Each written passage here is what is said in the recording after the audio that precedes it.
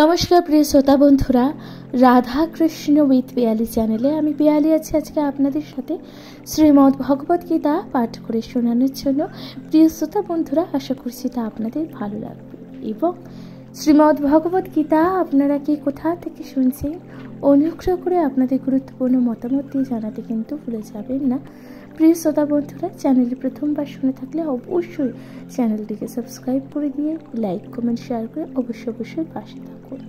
প্রিয় শ্রোতা বন্ধুরা, তাহলে শুনতে থাকুন শ্রীমদ্ ভগবত গীতা পাঠ।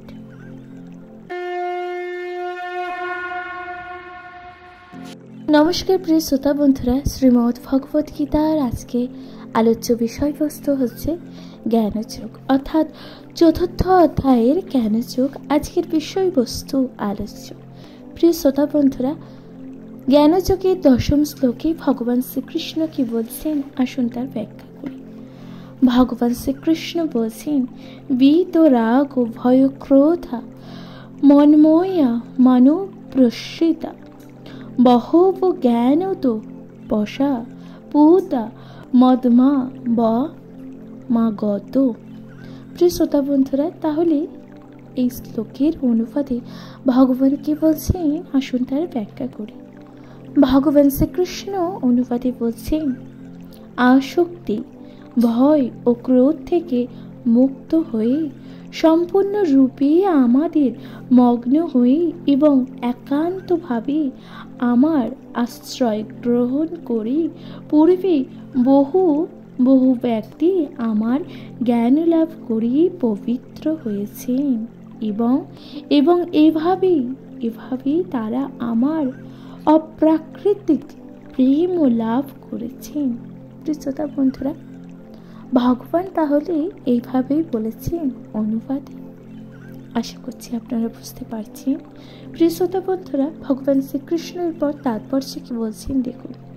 তাৎপর্য বলছেন, আগে বলা হয়েছে যে সমস্ত মানুষ জ্বরের প্রতি অত্যাধিক অনুরক্ত তাদের পক্ষে পরম তত্ত্বের সবিশেষ রূপ উপলব্ধি করা দুষ্কর।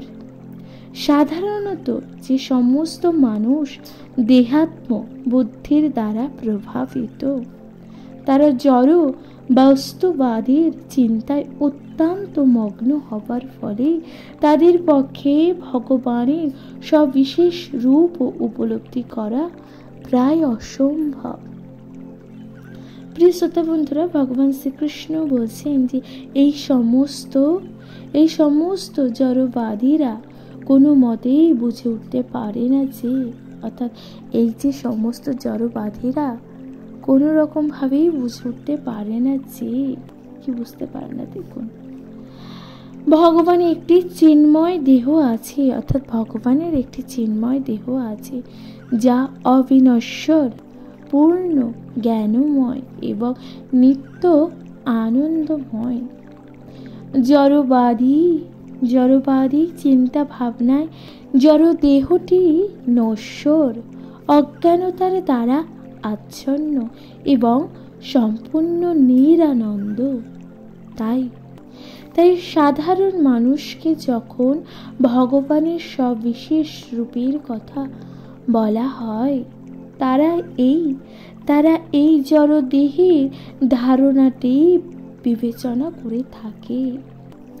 এই ধরনের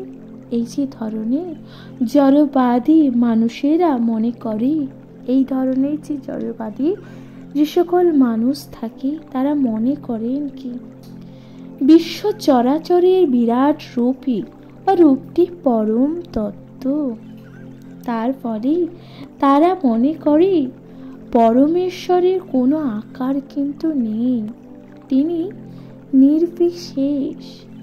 আর তারা গভীরভাবে বিষয়শক্ত হবার ফলে জড় জগৎ থেকে মুক্ত হবার পরেও সবিশেষ ব্যক্তিত্বের ধারণা তাদের মনে ভয়ের সঞ্চার কিন্তু করে, তাই না? প্রিয় শ্রোতা বন্ধুরা, ভগবান এরপর কি বলছেন দেখুন। ভগবান শ্রীকৃষ্ণ এরপর বলছেন, যখন তারা অবহিত হয়েছে চিন্ময় জীবনও হচ্ছে স্বতন্ত্র ও সবিশেষ। তখন তারা পুনরায় ব্যক্তি হবার ভয়ে ভীত হয় এবং তারা নিরাকার নির্বিশেষ শূন্যে বিলীন হওয়ায় গ্রহণযোগ্য বলে মনে করে। সাধারণত তারা জীবাত্মাকে সমুদ্রের বুদ্ধদের সঙ্গে তুলনা করে, যা সমুদ্র থেকে উত্থিত হয়ে সমুদ্রের মধ্যেই আবার বিলীন হয়ে যায়। তাদের মধ্যে এটি পৃথক ব্যক্তিসত্তা রহিত চিন্ময় ও অস্তিত্বের চরম সিদ্ধি।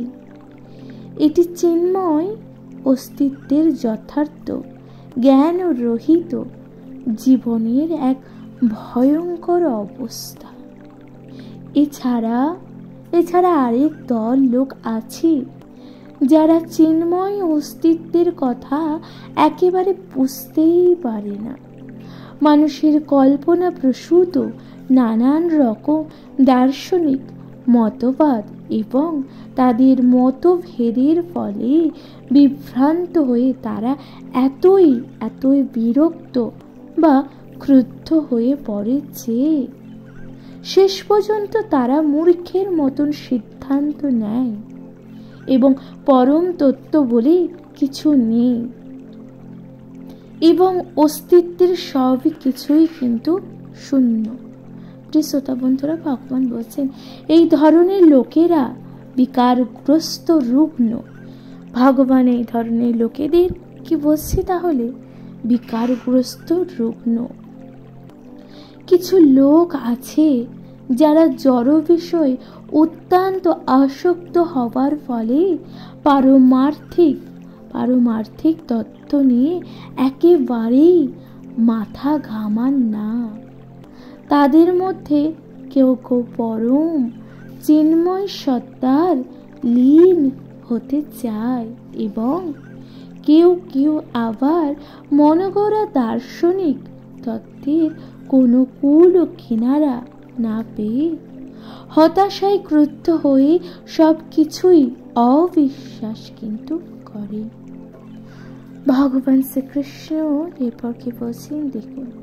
ভগবান বলছেন এই ধরনের মানুষেরা কোনো না কোনো মাদক দ্রব্যের আশ্রয় গ্রহণ করে এবং তাদের নেশাগ্রস্ত বিকৃতি মনের অলীক কল্পনাকে দিব্য দর্শন বলে বিবেচনা করে। পারমার্থিক কর্তব্যের প্রতি অবহেলা চিন্ময় সবিশেষ সত্তার ভীতি এবং জড় জীবনের নৈরাশ্যের ফলে সব কিছুই শূন্য বলে মনে করা হয়। এই জড় জীবনের সবকিছুই শূন্য বলে মনে করা হয়। ভগবান এরপর বলছেন দেখুন, জড় জগতের এই তিনটি আসক্তির স্তর থেকেই মুক্ত হতে হবে। এই যে জড় জগতের এই যে তিনটি জায়গায় আসক্তি থাকে, এই আসক্তির জায়গা থেকে মানুষকে কিন্তু মুক্ত হতে হবে। জড় জীবনের এই তিনটি বিভ্রান্তি থেকে মুক্ত হবার একমাত্র উপায় হচ্ছে সদ্গুরুর অনুগত্য ও সর্বতোভাবে ভগবানের শরণাগত হয়ে বিধিনিষেধ অনুসারে ভক্তি যোগের অনুশীলন করা। ভগবান শ্রীকৃষ্ণ বলছেন ভক্তির সর্বোচ্চ স্তরকে বলা হয় ভাব, অর্থাৎ ভক্তির সর্বোচ্চ স্তরকে আপনি কি বলবেন? ভাব। ভগবান বলছেন অর্থাৎ ভগবানের প্রতি অপ্রাকৃতিক প্রেমের এক অনুভূতি। ভগবানের প্রতি মানুষের যে একটা অপ্রাকৃতিক প্রেমের এটা হচ্ছে অনুভূতি। এরপর ভগবান বলছেন শ্রীল রূপ ও গোস্বামী প্রণীত ভক্তি বিজ্ঞান সম্বন্ধিত ভক্তি সম্রাট সিন্ধু গ্রন্থে বলেছেন কি বলেছেন দেখুন। বলেছেন, আদ্বৈত শ্রদ্ধা তত সাধু সঙ্গ রথ, ভজন ক্রিয়া ততই অনর্থ নিবৃত্তি শ্যাত, তত নৃষ্টা রুচিস্তত্ত্ব অতাশক্তিস্তত্ত্ব ভাবস্তত্ত্ব প্রেমাভূদঞ্চতি সাধকানাময় প্রেম নং প্রাদুর্ভাবী ভবেত ক্রম। প্রিয় শ্রোতা বন্ধুরা, তাহলে এই যে শ্লোকের মাধ্যমে ভগবান কি বলছেন? ভগবান শ্রীকৃষ্ণ এই যে শ্লোকটির মাধ্যমে বলছেন, সর্বপ্রথমে অবশ্যই আত্মোপলব্ধি লাভের প্রতি প্রারম্ভিক আগ্রহ থাকতে হবে। তার ফলে পারমার্থিক স্তরে উন্নতি সাধু ব্যক্তিদের সঙ্গ লাভের বাসনা জন্মাবে। পরবর্তী স্তরে কোনো তত্ত্বজ্ঞ সদ্গুরুর কাছে দীক্ষা গ্রহণ করতে হবে এবং তার তত্ত্ববোধানে নবদীক্ষিত ভক্ত সাধন ভক্তির পদ্ধতি অনুশীলন করতে হবে। ভগবান শ্রীকৃষ্ণ দ্বিতীয়ভাবে কি বলছেন দেখুন, সদ্গুরুর অধীনে এইভাবে ভগবত ভক্তির অনুশীলন করার ফলে জড় বন্ধনের আসক্তি রহিত হয়ে আত্মোপলব্ধি লাভের ফলে দৃঢ়তা জন্মায় এবং ভগবান শ্রীকৃষ্ণের কথায় রুচি বর্ধিত হয়। এই রুচির ফলে সাধক কৃষ্ণ ভাবনার প্রতি আরো আসক্তি লাভ কিন্তু করেন, যা থেকে ভগবানের প্রতি পারমার্থিক প্রেম ও ভক্তির প্রারম্ভিক স্তর ভাব পর্যায়ে উন্নত হওয়া যায়। ভগবানের প্রতি প্রকৃত ভালোবাসার নাম হচ্ছে প্রেম। প্রিয় শ্রোতা বন্ধুরা, তাহলে এখানে যে প্রেমের ব্যাখ্যা করা হয়েছে, ভগবানের প্রতি ভক্তের যে ভালোবাসা, সেটাকে ভগবান প্রেম বলেছে। দেখুন, ভগবান শ্রীকৃষ্ণ বলছেন, এই প্রেমই জীবনের চরম সার্থকতার পরিণতি। এই প্রেমের স্তরে ভক্ত নিরন্তর ভগবানের অপ্রাকৃতিক প্রেমময় সেবায় নিয়োজিত থাকেন। সুতরাং সদ্গুরুর তত্ত্বাবধানে ভগবত সেবার পদ্ধতি ধীরে ধীরে অনুশীলন করতে করতে মানুষ জড় বন্ধনের সমস্ত আসক্তি থেকে মুক্তি লাভ কিন্তু করে। তাই ভগবান বলছে, তাই নিজের পৃথক চিন্ময় ও ব্যক্তি সত্তার আতঙ্ক থেকে মুক্ত হয়ে এবং হতাশাবোধ থেকে সৃষ্ট শূন্যবাদের কবল থেকে নিষ্কৃতি লাভ করে আত্মোপলব্ধি সর্বোচ্চ স্তরে উপনীত হতে পারে। কিভাবে ভগবানের কোনো মানুষ সাধারণ মানুষ নিজের উপলব্ধি করতে পারবে, অর্থাৎ নিজের আত্মাকে উপলব্ধি করতে পারবে, তা কিন্তু বলা হয়েছে। তখন সে অবশেষে পরমেশ্বর ভগবানের ধামে উপনীত হতে পারবে।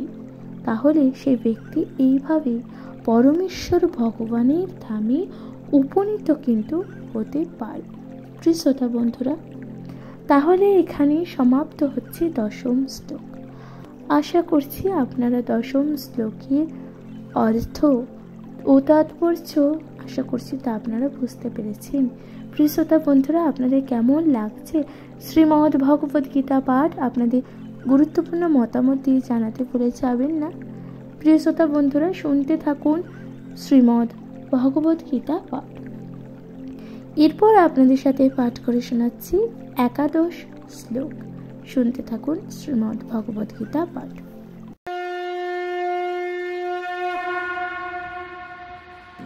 নমস্কার প্রিয় শ্রোতা বন্ধুরা, ভগবান শ্রীকৃষ্ণ শ্রীমদ্ ভগবদ গীতার জ্ঞানযোগের একাদশ শ্লোকে কি বলছেন, আসুন তার ব্যাখ্যা করেছে।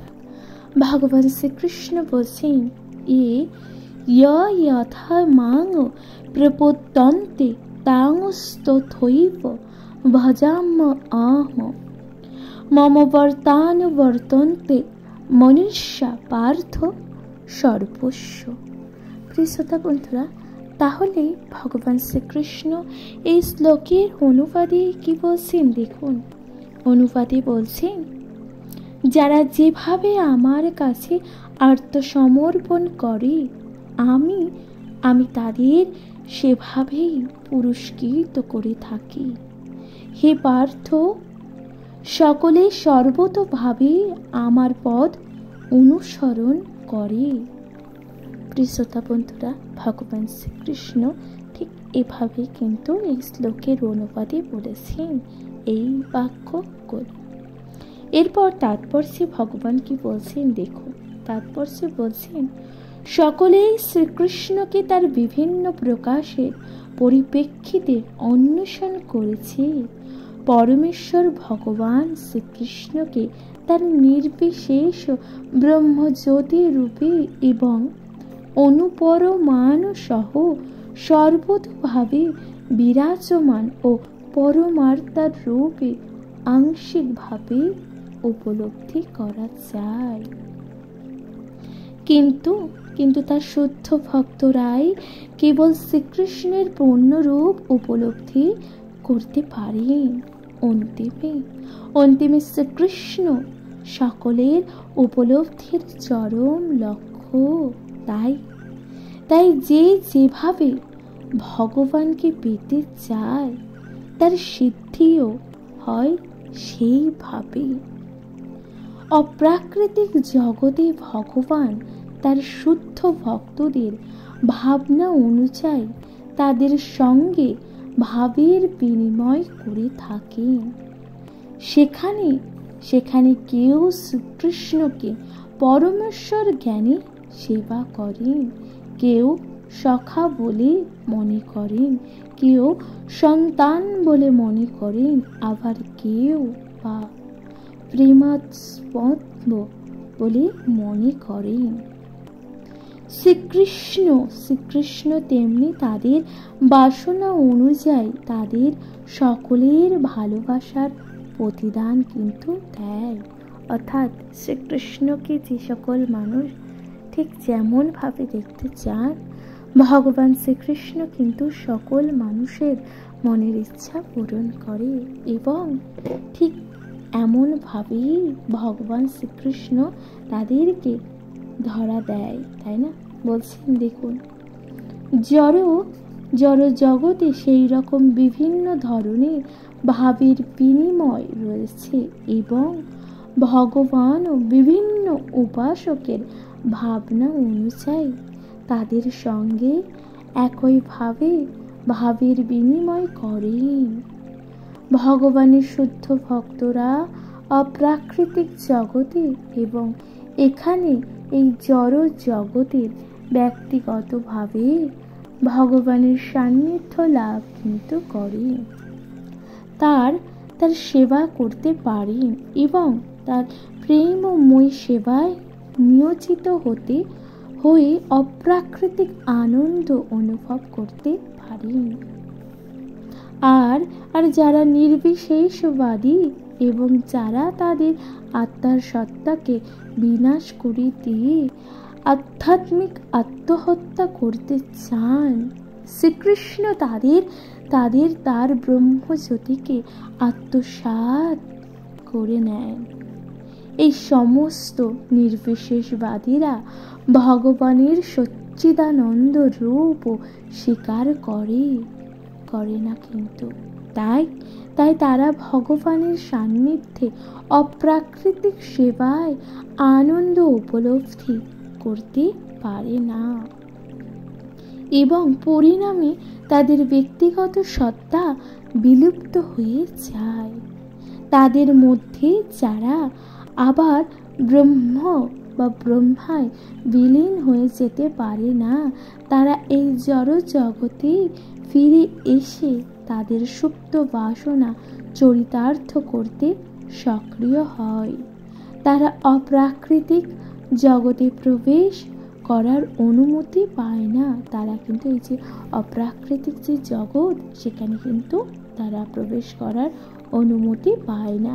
কিন্তু এই জড় জগতে এসে আবার কার্যকলাপের সুযোগও পায় না। যারা সকাম কর্মী, তাদের যজ্ঞেশ্বর রূপে ভগবানের আচার অনুষ্ঠানে ঈপ্সিত ফল প্রদান করেন, এবং যে সমস্ত যোগী সিদ্ধি কামনা করেছে তিনি তাদের সেই ক্ষমতা প্রদান করেন। অর্থাৎ সকলেই সাধনায় সিদ্ধি লাভ করার জন্যই ভগবানের করুণার উপরে কেবল নির্ভরশীল, এবং পরমার্থ সাধনের বিভিন্ন পন্থাগুলি হচ্ছে সেই একই মার্গ। সাফল্যের বিভিন্ন স্তর মার্গ। বুঝতে পারছি ভগবান শ্রীকৃষ্ণ বলছে এগুলো সকল কিছুই হচ্ছে সাফল্যর একমাত্র স্তর মাত্র।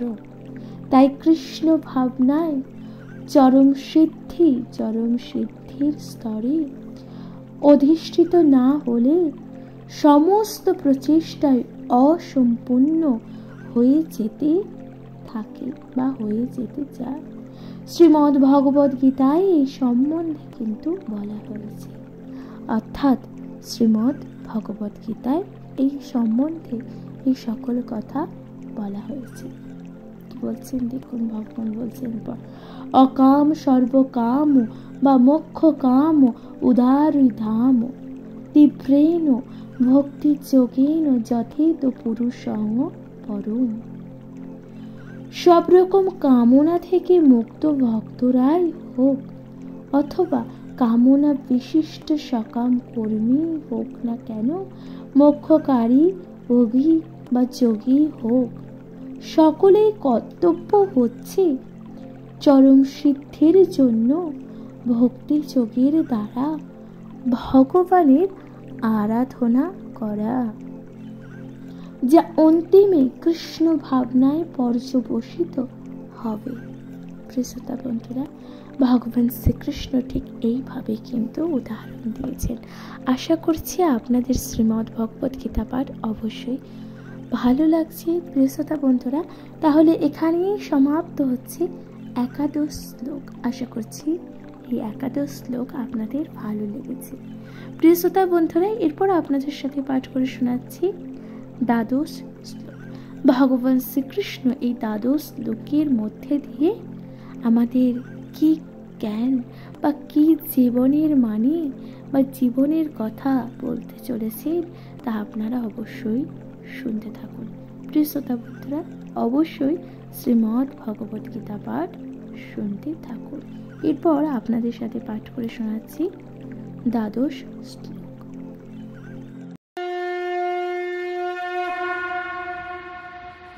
নমস্কার প্রিয় শ্রোতা বন্ধুরা, শ্রীমদ্ ভগবদ গীতার জ্ঞান ও যোগের দ্বাদশ শ্লোকে ভগবান শ্রীকৃষ্ণকে বলছেন দেখুন। ভগবান বলছেন কাঙ্ক্ষন্ত কর্মণাং সিদ্ধাং যজন্ত ইহ দেবতা ক্ষিপ্রং হি মনুষ্য লোকে সিদ্ধি ভবতি কর্মোচ। প্রিয় শ্রোতা বন্ধুরা, ভগবান শ্রীকৃষ্ণ এই শ্লোকের অনুবাদে কি বলছেন? অনুবাদে বলছেন এই জগতে মানুষেরা সকাম কর্মসমূহের সিদ্ধি কামনা করে থাকে, এবং তাই তারা বিভিন্ন দেব ও দেবীর উপাসনা কিন্তু করেন। সকাম কর্মের ফলে অবশ্যই অতি শীঘ্রই লাভ করে। ভগবান শ্রীকৃষ্ণ ঠিক এইভাবেই কিন্তু অনুবাদে বলছেন। প্রিয় শ্রোতা বন্ধুরা, ভগবান এরপর তাৎপর্যে কি বলছেন দেখুন। তাৎপর্যে বলছেন এই জড় জগতে দেবদেবীর সম্বন্ধে একটি মারাত্মক ভ্রান্ত ধারণা আছে। এই যে জড় জগতে নানান রকম দেবদেবী আছে, এই দেবদেবীদের সম্বন্ধে নানান রকমের কিন্তু ভ্রান্ত ধারণা আছে। ভগবান বলছেন অল্প অল্প বুদ্ধি সম্পন্ন বেশ কিছু লোক আছে, অর্থাৎ কিছু মানুষের একটু বুদ্ধি কম আছে, সেই সকল ব্যক্তিদের কথাই ভগবান বলছেন। কি বলছেন দেখুন, ভগবান বলছেন যারা নিজেদের মহাপণ্ডিত বলে মনে করে, তারা এই সমস্ত দেব দেবীদের ভগবানের বিভিন্ন রূপ বলে মনে করে। প্রকৃতপক্ষে এই সমস্ত দেবদেবীরা ভগবানের বিভিন্ন রূপ কিন্তু নয়, তারা হচ্ছে ভগবানের বিভিন্ন অংশ বিশেষ। ভগবান এক ও তার অবিচ্ছেদ্য অংশরা বহু। বেদে বলা হয়েছে যে নিত্য নিত্যানাম ভগবান এক ও অদ্বিতীয় ঈশ্বর পরম কৃষ্ণ। ভগবান শ্রীকৃষ্ণ হলেন পরমেশ্বর। আর বিভিন্ন দেবদেবীরা এই জড় জগতের পরিচালনা করার জন্য বিশেষভাবে শক্তিপ্রাপ্ত। এই সমস্ত দেবদেবীরা জড় জগতের বিভিন্ন শক্তি সম্পন্ন জীব। তাই তারা কোনো অবস্থাতেই ভগবানের অর্থাৎ নারায়ণ, বিষ্ণু বা কৃষ্ণের সমকক্ষ হতে পারেন না। ভগবান ও বিভিন্ন দেবদেবীদের একই পর্যায়ভুক্ত বলে মনে করা হয়, তাকে বলা হয় নাস্তিক অথবা পাপিষ্ঠ। এমনকি দেবাদিদেব মহাদেব এবং আদি পিতামহ ব্রহ্মাকে ভগবানের সঙ্গে তুলনা করা কিন্তু যাবে না বা তুলনা করা চলে না। প্রকৃতপক্ষে শিব, ব্রহ্মা আদি দেবতারা হচ্ছেন নিরন্তর ভগবানের সেবা করেন। কিন্তু তা সত্ত্বেও মানব সমাজে অনেক নেতা আছে যাদের মূর্খ লোকেরা ভগবানের নরত্ব আরোপ এই ভ্রান্ত ধারণার বর্ষীভূত হয়ে অবতার জ্ঞানরূপী পূজা করে। ইহ দেবতা বলতে এই জড় জগতের কোনো শক্তিশালী মানুষকে অথবা দেবতাকে বোঝায়। কিন্তু ভগবান শ্রী নারায়ণ, শ্রী বিষ্ণু বা শ্রীকৃষ্ণ হচ্ছেন পরমেশ্বর। তিনি জড় জগতের অন্তর্গত নন, অর্থাৎ নারায়ণ কিন্তু এই জড় জগতের অন্তর্গত নন। ভগবান বলছেন তিনি জড় জগতের অতীত চিন্ময় জগতের অবস্থান করেন। এমনকি মায়াবাদ দর্শনের প্রণেতা শ্রীপাদ শঙ্করাচার্য বলে গেছেন নারায়ণ অথবা শ্রীকৃষ্ণ এই জড় সৃষ্টির অতীত। কিন্তু তা সত্ত্বেও মূর্খ লোকেরা দ্রুত ফলাফল এবং করার আশায় বিভিন্ন দেবদেবীর পূজা করে।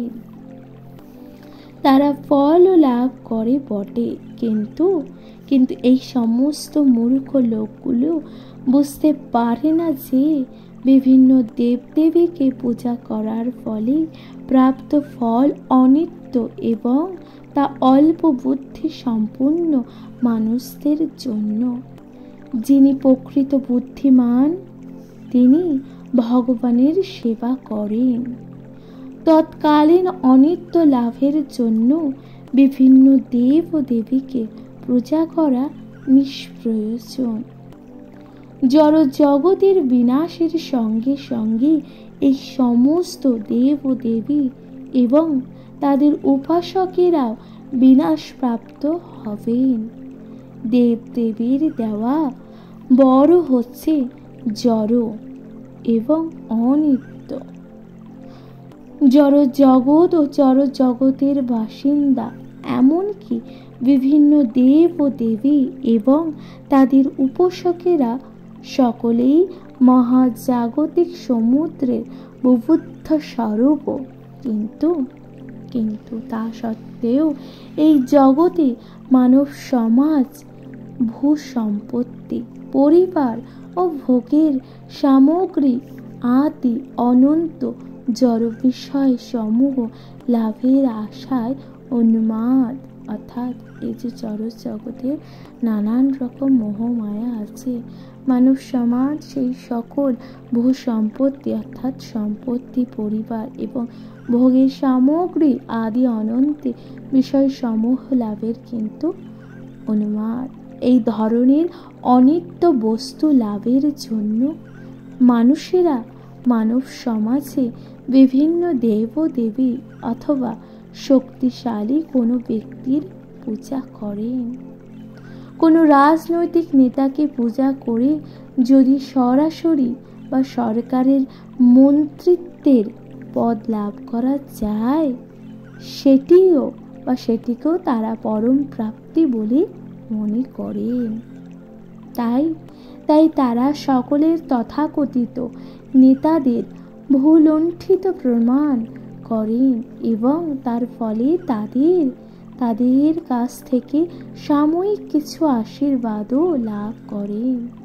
এই সমস্ত মূর্খ লোকেরা জড় জগতের দুঃখ কষ্ট থেকে চিরকালের জন্য মুক্ত হবার জন্য ভগবানের শরণাগত হতে আগ্রহী নন। সকলেই তাদের ইন্দ্রিয় তৃপ্তি সাধন করার জন্য ব্যস্ত এবং তুচ্ছ। একটু ইন্দ্রিয় সুখ ও ভোগ করার জন্য তারা দেব দেবী নামক বিশেষ ক্ষমতা প্রাপ্ত এই জীবেদের আরাধনার প্রতি আকৃষ্ট হয়। এই শ্লোক থেকে বোঝা যায় যে খুব কম মানুষই কৃষ্ণ ভাবনার প্রতি আকৃষ্ট। অধিকাংশ মানুষই ইন্দ্রিয় সুখ ভোগ করার জন্য উৎসাহী এবং তারা শক্তিশালী কিছু জীবের আরাধনা করেন। প্রিয় শ্রোতা বন্ধুরা, ভগবান শ্রীকৃষ্ণ ঠিক এইভাবে এই শ্লোকের কথা বলেছেন। আশা করছি আপনাদের তা ভালো লেগেছে। শ্রীমদ্ ভগবত গীতা আপনাদের কেমন লাগছে আপনাদের গুরুত্বপূর্ণ মতামত জানাতে ভুলে যাবেন না। প্রিয় শ্রোতা বন্ধুরা, শুনতে থাকুন শ্রীমদ্ ভগবত গীতা পাঠ।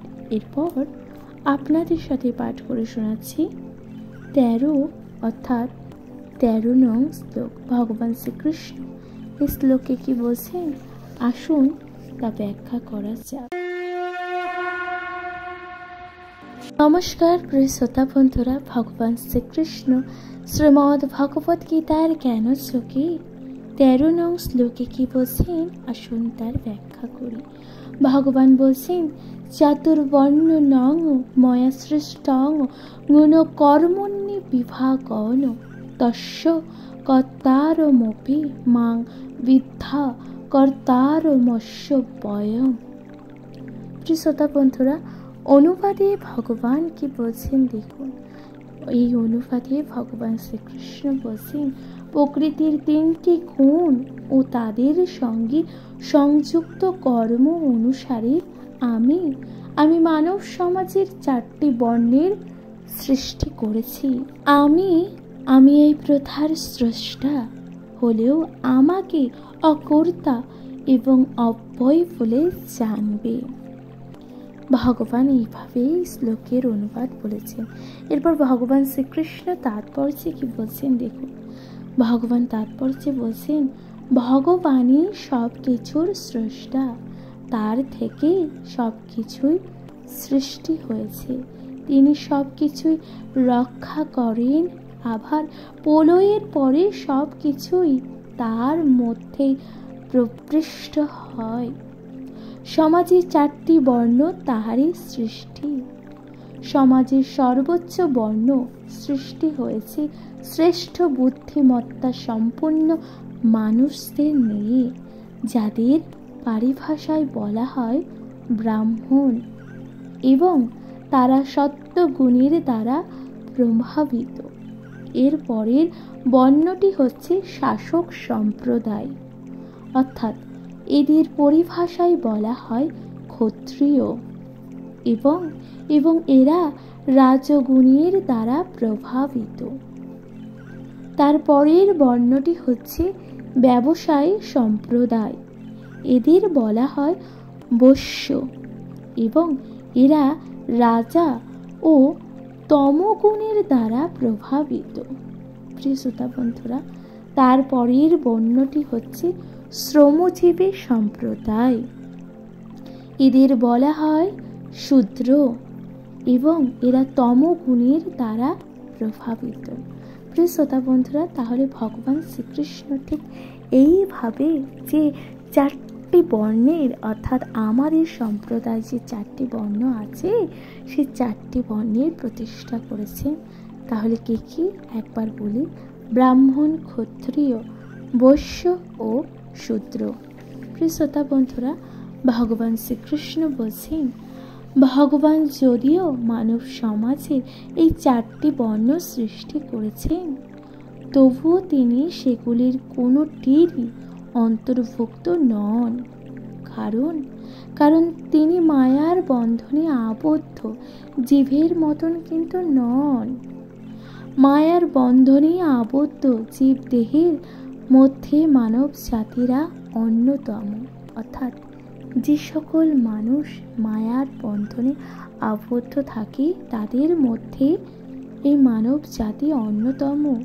প্রকৃতপক্ষে মানব সমাজ যে কোনো পশু সমাজের মতো, কিন্তু মানুষকে পশুর স্তর থেকে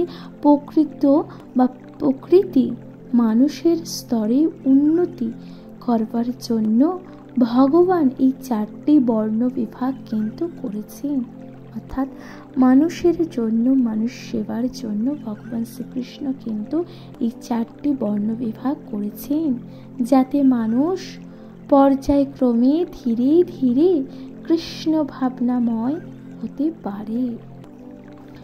গুণ অনুসারে মানুষের কর্ম নির্ধারিত হয়। অর্থাৎ কোনো মানুষের গুণ অনুসারে কর্ম কিন্তু নির্ধারিত হয়। জড় প্রকৃতির বিভিন্ন গুণ অনুসারে জীবনের বিভিন্ন লক্ষ্য এবং এই গ্রন্থের অষ্টাদশ অধ্যায়ে বর্ণনা করা হয়েছে। তবে কৃষ্ণ ভাবনায় ভক্ত ব্রাহ্মণেরা থেকেও কিন্তু উত্তম। যদিও গুণগতভাবে ব্রাহ্মণের ব্রহ্ম বা পরম সত্যের জ্ঞান সম্পন্ন হওয়া উচিত, কিন্তু তাদের মধ্যে অধিকাংশই ভগবান শ্রীকৃষ্ণকে নির্বিশেষ বা ব্রহ্মজ্যোতির উপাসক। শ্রোতা বন্ধুরা, ভগবান শ্রীকৃষ্ণ ঠিক এমনভাবে বলছেন, কিন্তু যিনি ব্রাহ্মণের সীমিত জ্ঞানের পরিধি অতিক্রম করে পরমেশ্বর ভগবান শ্রীকৃষ্ণ সম্বন্ধে জ্ঞান লাভ করেন, তিনি কৃষ্ণ ভাবনায় ভক্তি পরিণত হন বা বৈষ্ণব পদবাচ্য হন। কৃষ্ণ ভাবনাময় জ্ঞান রাম, নৃসিংহ, বরাহ আদি ও সবকটি ভগবান ও অবতারের তত্ত্ব সমন্বিত। ভগবান শ্রীকৃষ্ণ যেভাবে বা যেমন সমাজের চারটি বর্ণের কথা বলেছেন, তার মধ্যে এই চারটি বর্ণের অতীত এবং কৃষ্ণ ভাবনায় নিজেদের তার ভক্ত, তেমন এই বর্ণ বিভাগও কিন্তু অতীত। এমনকি দেশ ও জাতি কুলাদি বিবেচনা করেও অতীত। শ্রোতা বন্ধুরা, তাহলে এখানে সমাপ্ত হচ্ছে 13 নং শ্লোক। আশা করছি আপনাদের তা ভালো লেগেছে। প্রিয় শ্রোতা বন্ধুরা, শ্রীমদ্ ভগবত গীতা পাঠ আপনাদের কেমন লাগছে আপনাদের গুরুত্বপূর্ণ মতামত দিয়ে জানাতে ভুলে যাবেন না। চ্যানেলে প্রথমবার শুনে থাকলে অবশ্যই চ্যানেলটিকে সাবস্ক্রাইব করে দিয়ে পাশে থাকবেন। শ্রীমদ্ ভগবত গীতা পাঠ যা সকল মানুষ তথা সকল স্তরের ব্যক্তিদের কিন্তু শোনা বা পড়া উচিত। প্রিয় শ্রোতা বন্ধুরা, শ্রীমদ্ ভগবত গীতা পাঠ যা মানুষের দিক পরিবর্তন করতে এবং মানুষের চেতনা জাগ্রত করতে শ্রীমদ্ ভগবত গীতা পাঠ। সুতরাং প্রিয় শ্রোতা বন্ধুরা, শ্রীমদ্ ভগবত গীতা পাঠ অবশ্যই শুনতে থাকুন এবং নিজের কাছের মানুষ তথা সকলের সাথে এই শ্রীমদ্ ভগবত গীতা পাঠ করতে ভুলে যাবেন না। শুনতে থাকুন শ্রীমদ্ ভগবত গীতা পাঠ। কেমন লাগছে আপনাদের গুরুত্বপূর্ণ মতামতটি জানাতে ভুলে যাবেন না। অবশ্যই পাশে থাকুন। চ্যানেলে প্রথমবার হয়ে থাকলে সাবস্ক্রাইব করে দিয়ে পাশে থাকবেন। নমস্কার, ভালো থাকবেন, সুস্থ থাকবেন, শুনতে থাকবেন শ্রীমদ্ ভগবত গীতা পাঠ।